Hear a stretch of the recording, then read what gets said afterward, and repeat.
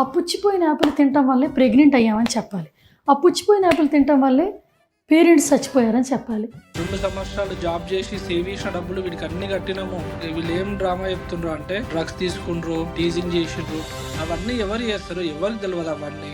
Job ఇవ్వలేదు అంటే job కదా వాళ్ళు ఇవ్వడమే ఫేక్ కాస్ట్ ఇస్తారు. ఎవరన్నా వాటిలో ఇన్వాల్వ్ అవుతారా? ఇంటర్నేషనల్ స్టూడెంట్స్ డ్రగ్స్ లో ఇన్వాల్వ్ అవుతారా? నాకు నేను వేరే వీసా వేసుకున్నా, నేను లండన్ నుంచి వెళ్ళిపోయినా, నేను ఇంకా వదిలేసిన, నేను ఏం చేయలేక వదిలేసిన. బ్యాక్ సైడ్ నుంచి యాపిల్స్ కొనుక్కొస్తే ఒక యాపిల్ పుచ్చిపోయింది. నేను ఎలా ఊరుకుంటాను? నేను సహించను. ఎంత పెద్ద స్కామ్ చేశాడు, పుచ్చిపోయిన యాపిల్ ఎలా అమ్ముతాడు? నేను కూడా వన్ ఆఫ్ ద విక్టిమ్. ఇట్లా నాకు ఎలా పరిచయం అంటే మా ఫ్రెండ్ త్రూ కాంటాక్ట్ అయినా నేను అతన్ని. సో స్టార్టింగ్ కాంటాక్ట్ అయినప్పుడు ఇట్లా జాబ్ 100% గ్యారంటీ, 100% షూర్ అని చెప్పారు. సో నేనేం ఎక్స్పెక్ట్ చేసే సరే ఇంకా డబ్బులు పోతే డబ్బులు పే చేసి వస్తా 100% అంటున్నారు కదా, లేకుంటే మనీ రీఫండ్ ఇస్తా అని చెప్పండి ఒకవేళ కాస్ట్ లేకపోతే జాబ్ ఇష్యూలో అయినా కూడా. సో నేను ఇంకా 3000 పే చేసా ఫస్ట్. సో మొత్తం ఎంత అడిగారు? రిజిస్టర్ చేసి మొత్తం 22,000 అడిగిండే. సో నేను అంత మనీ లేవని చెప్పాను. సిచ్యువేషన్ ఎక్స్ప్లెయిన్ చేసా, అంత మనీ లేవు, జాబ్ అంత బాగాలేదు అని చెప్తే సరే 19,000 20,000 సెట్ చేద్దాము అని చెప్పిండు. సో ఏ ఫీల్డ్లో కావాలంటే కేర్ సెక్టర్లో కావాలి నాకు అని అడిగిండ. నేను 3,000 పే చేసాము. ఒక 10 days తర్వాత మళ్ళీ కాల్ చేశాడు అతను. కాస్ట్ రెడీగా ఉంది, నువ్వు ఓకే అనుకుంటే ఫండ్స్ రెడీ చేసుకో అని చెప్పారు. ఫండ్స్ రెడీ చేసుకుంటే కాస్ట్ ఇష్యూ చేస్తా అన్నాడు. ఓకే అని చెప్పాను నేను. ఆఫ్టర్నూన్ ఒక పర్సన్ వస్తాడు, జస్ట్ లిక్విడ్ క్యాష్ 10,000 అతనికి ఇవ్వాలి అని చెప్పాను. నేను అన్న మీరు రారా, మరి వాళ్ళెవరు, వాళ్ళు ఎందుకు వస్తారు అంటే వాళ్ళు కంపెనీ పర్సన్ అతను. మరి మీకు తెలుసా అంటే నాకు తెలుసు, కాకపోతే అతను నేను కలెక్ట్ చేసుకోను, కంపెనీ పర్సన్ కలెక్ట్ చేసుకుంటాను 10,000 అంటే ఓకే అని చెప్పి వచ్చిండు, ఇచ్చేసా డబ్బులు. బ్యాంక్ వెళ్ళి డ్రా చేసుకున్నా డైరెక్ట్. సో అది మధునే చెప్పిండు ఏం రీజన్ చెప్పాలి అంటే లైక్ కార్ పర్చేస్ చేస్తున్నా అని చెప్పండి అని చెప్పిండు. సో ఓకే అని చెప్పా. అన్ని ఎవిడెన్స్ ఉన్నాయి, అన్ని స్టేట్మెంట్స్ ఉన్నాయి. రమా అన్న పంపించిన ఫండ్స్ పంపించిన స్టేట్మెంట్ ఉంది, అన్నీ ఉన్నాయి, క్లియర్గా ఉన్నాయి. మధ్యాహ్నం అతను వచ్చాడు, డబ్బులు తీసుకుండు, క్యాష్ తీసుకుండు. సో నైట్ ఇష్యూ చేస్తా అని చెప్పారు. ఆ రోజు నైట్ ఇష్యూ చేసిండు, కాస్ట్ ఇష్యూ చేసిండు. ఫస్ట్ ఎలాంటి కాస్ట్ ఇష్యూ చేసినప్పుడు ఇట్లా కాస్ట్ నెంబర్ బ్లర్ చేశారు, బ్లర్ చేసి పంపించారు. ఇది డ్రాఫ్ట్ కాస్ట్ అని చెప్పారు. ఆల్రెడీ నెంబర్ బ్లర్ అయింది, ఇది డ్రాఫ్ట్ కాస్ట్ ఎలా అవుతుంది?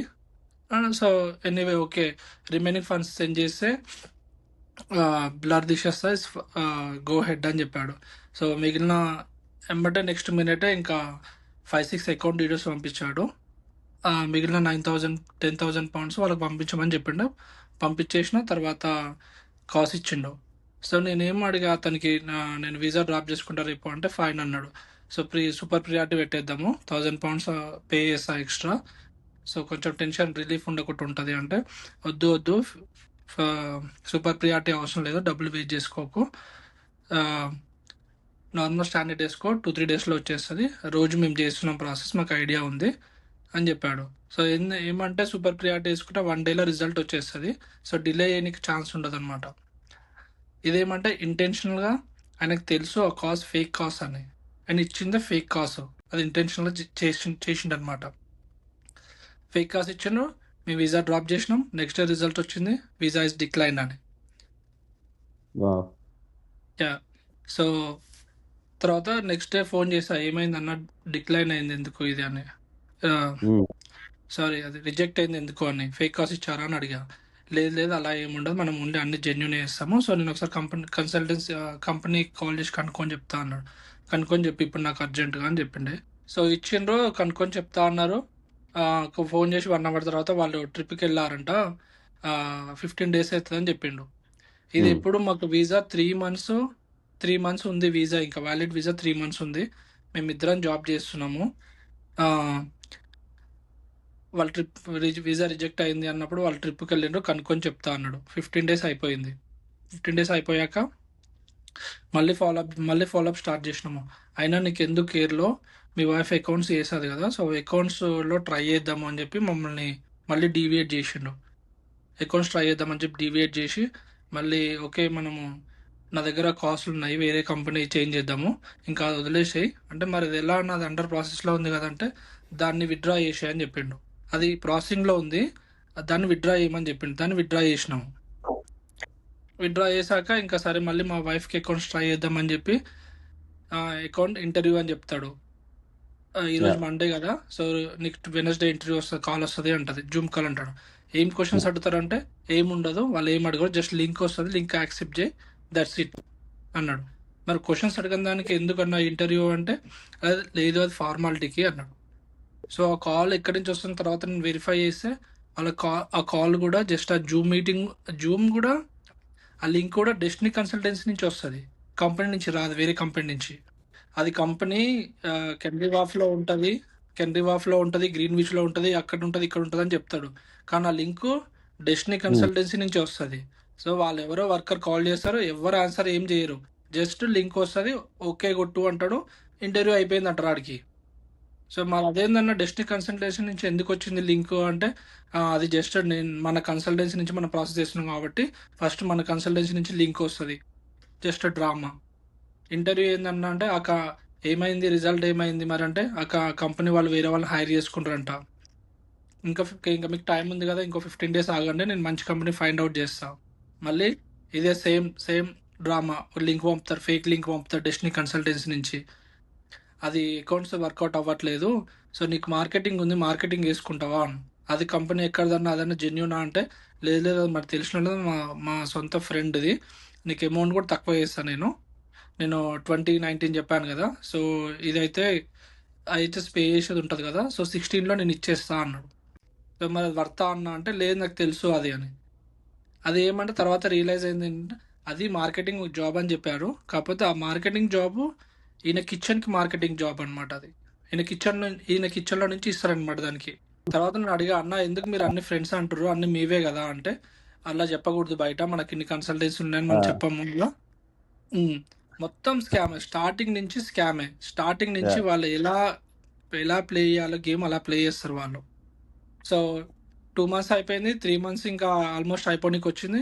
లాస్ట్ 15 days ముందు నేను ఇంకా ఫుల్ సీరియస్గా, అసలు ఏందన్నా మీరు ఇంత ప్యానిక్ చేస్తుండ్రు, ఇట్లా చేస్తుండ్రు ఎట్లా, మీరు మా వైఫ్ 3rd month ప్రెగ్నెంట్, మీరు అది అర్థం చేసుకోండి సిచ్యువేషను, మీరు కాస్ ఇచ్చే ముందు ఏం ప్రామిస్ చేశారు, మీరు సూపర్ ప్రియారిటీ చేస్తుండ్రు, కాస్ వీసా వస్తే నెక్స్ట్ డే జాయిన్ అవ్వాల్సి ఉంటుంది, మీరు ఇద్దరు ఫుల్ టైం జాబులు చేస్తుండ్రు, ఆ 2 రిజైన్ చేయాలి, ఒకవేళ వీసా వస్తే రేపే జాయిన్ అయ్యేది ఉంటుంది, ఎందుకంటే వాళ్ళకి ఎమర్జెన్సీ ఉంది సెక్టర్లో.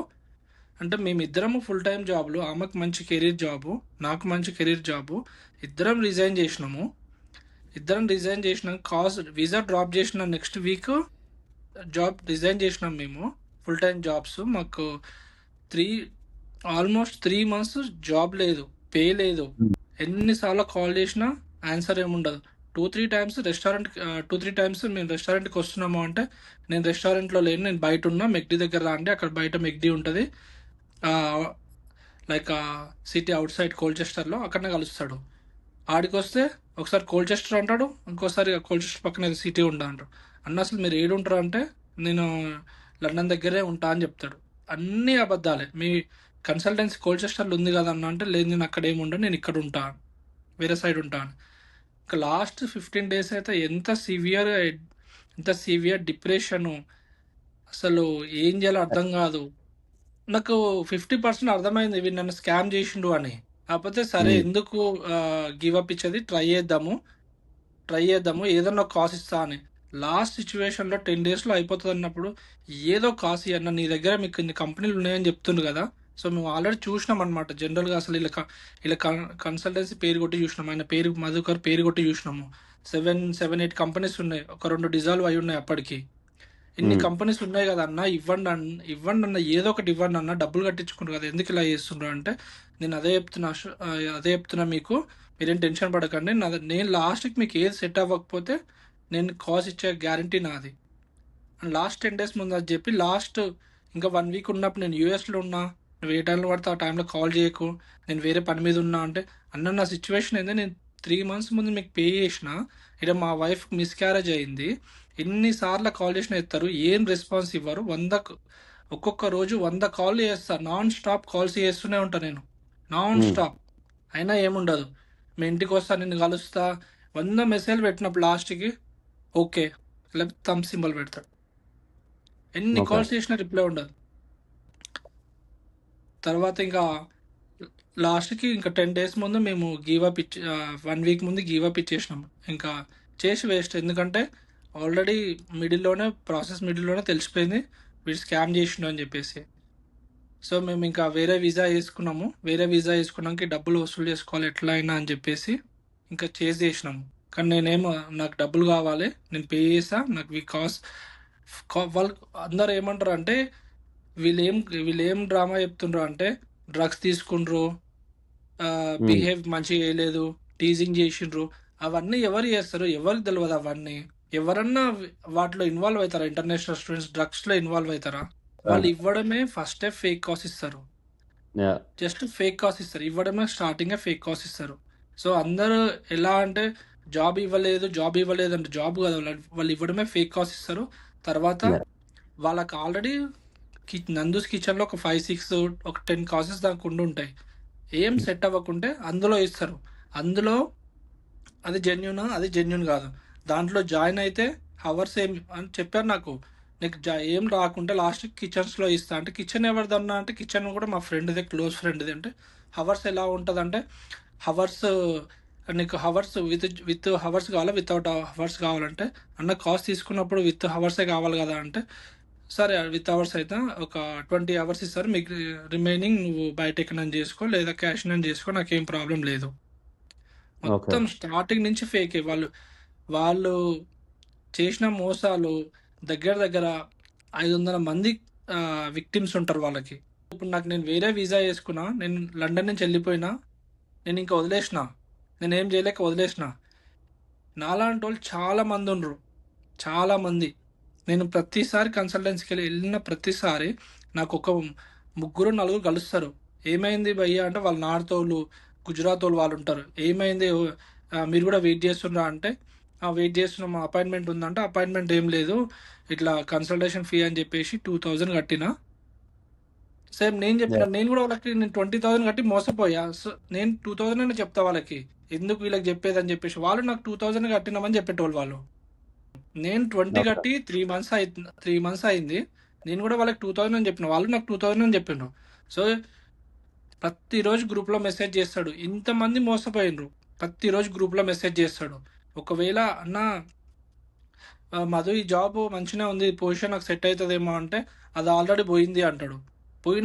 పోయినదా అసలు ఆడ జాబ్స్ ఏముండవు, ఊరికే నార్మల్గా కేర్ జాబ్ ఇన్ మాంచెస్టర్, మేల్ని 1-2 males నీడెడ్, గల్లా పట్టుకున్నా. ఎందుకంటే అన్న ఇప్పుడు నా సిచ్యువేషన్ నాకు తెలుసు, నేను ఎంత డిప్రెషన్లోకి వెళ్ళిపోతున్నా. మాకు మా wife 3rd month pregnant. So ఆ డిప్రెషన్లో నేనేం వర్క్ చేయట్లేదు, మా వైఫ్ ఏం వర్క్ చేయట్లేదు, నేను రోడ్ల మీద పిచ్చోళ్ళ ఊరికే అటు. అసలు డబ్బులు ఏమైంది, ఇంతగానో వీడికి వచ్చి ఇంత కష్టపడి 2 సంవత్సరాలు జాబ్ చేసి సేవ్ చేసిన డబ్బులు వీడికి అన్ని కట్టినాము, ఇన్ని కట్టి ఇట్లా మోసపోయినాము. అసలు ఎందుకు ఇంత పెద్ద యూట్యూబ్ స్టార్ అని చెప్తాడు, కొంచెం కూడా మా గురించి ఆలోచించకుండా మోసం చేసిండ్రు. ఇంకా నేను రెస్టారెంట్కి వెళ్ళినప్పుడు అప్పటికి మా వైఫ్ మిస్క్యారేజ్ అయిపోయింది అనమాట. ఇంకా లాస్ట్ స్టేజ్ అని చెప్పేసి మేము వేరే వీసా వచ్చినాక రెస్టారెంట్కి వెళ్ళినాము. నేను బయట వెళ్ళే ముందు కాల్ చేస్తూనే ఉన్నా, కంటిన్యూ కాల్ చేస్తూనే ఉన్నా. ఏం ఆన్సర్ లేదు, ఏం మెసేజ్ రిప్లై లేదు, ఏం లేదు. నేను రెస్టారెంట్ దగ్గరికి వెళ్ళి బయట అసలు ఏం జరుగుతుంది, రెస్టారెంట్ ఉందా లేదా అని, రెస్టారెంట్ ఆపోజిట్ బస్ స్టాప్లో కూర్చొని వర్షం పడుతుంది ఫుల్. నేను మా వైఫ్ బయట కూర్చున్నాం, చూస్తున్నాము ఎవరు వస్తుండ్రు ఎవరు పోతుండ్రో, అలా ఇంకెవరన్నా వచ్చిండ్రా, వెయిట్ చేస్తుండ్రా, ఎవరైనా ఉంటే మాట్లాడదాము, అసలు ఏం జరుగుతుంది ఈడ అని. మధు మెల్లగా అంబ్రెల్లా పట్టుకొని మెల్లగా నడుచుకుంటూ లోపలికి వెళ్ళి ఇంకా మేము లోపలికి వెళ్ళి ఆడ చైర్లో కూర్చొని చూస్తుంటే ఆయన వెయిటర్ లైక్ ఏం కావాలి అంటే, లేదు మేము తర్వాత ఆర్డర్ చేస్తాము అంటే, అప్పుడు మధు మమ్మల్ని మా వాయిస్ విన్నాడు, విని లోపల వెళ్ళి ఆఫీస్ రూమ్లో దాక్కుండు. మేము ఇంకా సరే ఎప్పుడు వస్తే అప్పుడే వచ్చిండు, వచ్చేంత వరకు వెయిట్ చేద్దాము అని చెప్పి అక్కడే కూర్చోండి. నేను ఇంకా తిడుతున్నా, మంది సొమ్ము తింటారు, ఎంతమంది సొమ్ము తింటారు, ఎట్లా ఏం బాగుపడతారు అని తిడుతున్నా. వేరే వాళ్ళు కూడా పక్కన కస్టమర్స్ తింటుండ్రు. వాళ్ళు నా సైడ్ చూస్తుండ్రు ఏమైంది అసలు ఇన్సిడెంట్ ఏంది అని. నేను చెప్పినాక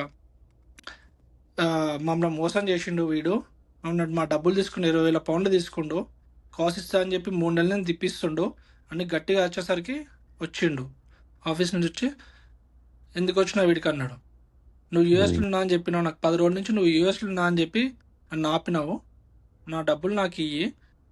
నేను చెప్పినా నేను గల్ల పట్టుకుని ఇంకా నా కోపం మాకు నేను గల్ల పట్టుకొని నా డబ్బులు నాకు ఇవ్వు, 20,000 పౌండ్లు తీసుకొని నువ్వు ఇన్ని నాటకాలు 3 నెలల నుంచి ఇన్ని నాటకాలు ఇక్కడ లేను, ఫోన్ ఎత్తావు, మెసేజ్ రిప్లై ఇవ్వవు.